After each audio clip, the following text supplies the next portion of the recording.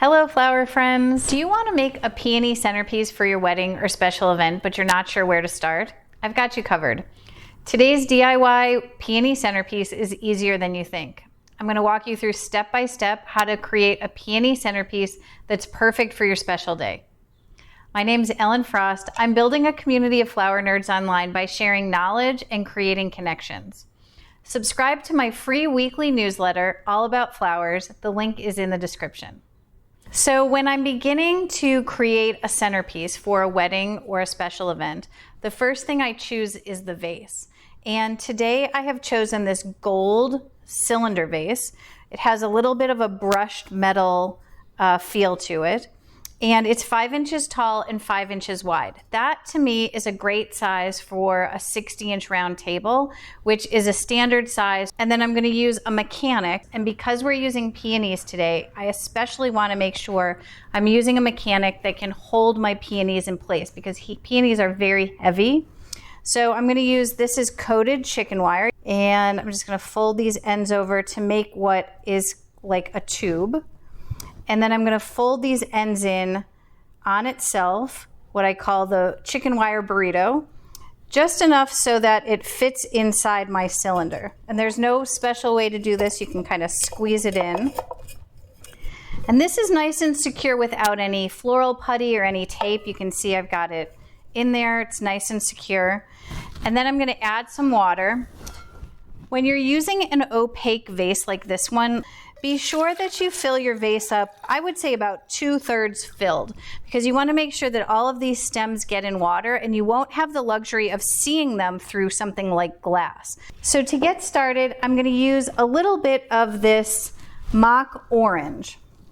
Mock orange is a woody branch, and it has these beautiful, delicate white blooms on them that are fragrant. So it's great for wedding work because it really adds a level of interest and romance, I think, to your event. So I want to just make sure that all of my leaves are cleaned off of my stems, and I'm going to start putting these in. These are really to cover up my mechanic, so I want to make sure that you can't see any of that chicken wire. So I'm going to cut these pretty short. They don't have to be very tall, and I'm going to start putting them in just in a round circle. This is also going to help me create the shape of my design and also to add texture and interest. The next thing I'm going to put in is stock. Now stock is a line flower. It grows up the stem. So I'm going to make sure my stems are nice and clean. I'm keeping these kind of short too, and I'm just going to use them at an angle in a circle to cover up some of those mechanics. I'm also going to use Snapdragons. This is going to actually add some height to our arrangement. And I'm putting them in, and you can see I'm going to let them be a little taller. So I'm going to add a few of these Snapdragons. The next thing I'm going to put in is a really interesting flower that I love to pair with peonies. This is called companula, or Canterbury bells. And you can see that the flowers are shaped like little bells. They're so cute. And these stems are really long, so I'm going to try to get 2 cuts out of them.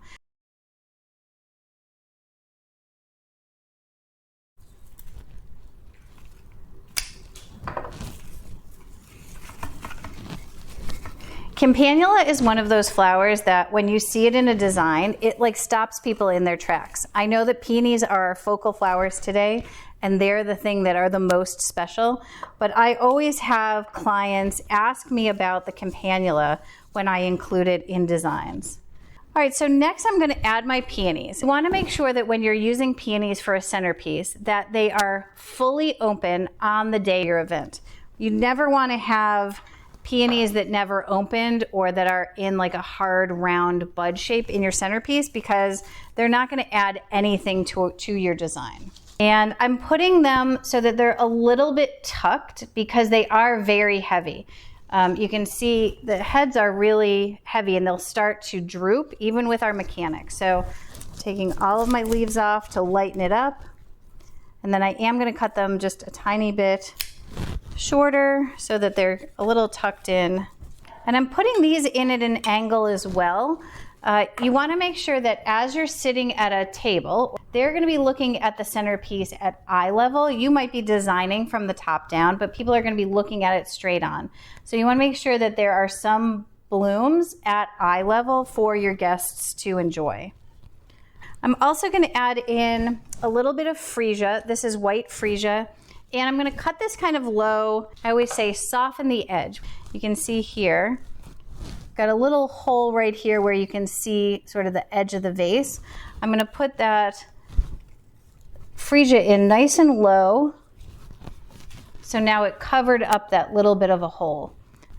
I have a few white roses that I'm going to include. They're really pretty and they add a different type of texture. So I'm going to put these in between here. You can see here sort of the different textures between the peonies and the roses and the companula. Lastly, I want to add a little bit of a sort of finishing touch onto my design. This is orlaya. This is a lacy annual flower that has a lot of, it has a little bit more of a wild flower feel. And I like to include it with the peonies because the peonies feel so heavy. This lightens up your design a little bit. I'm going to keep these tall so that they are going to pop out a little bit.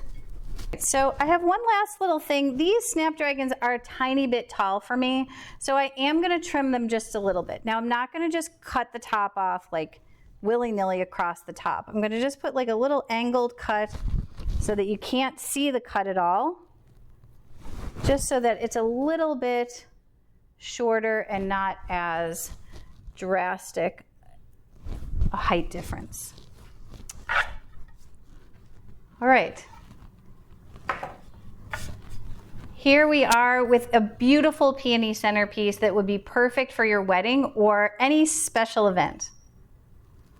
If you liked this video, like it, subscribe to my channel, and if you're a flower nerd, subscribe to my free weekly newsletter all about flowers. The link is in the description.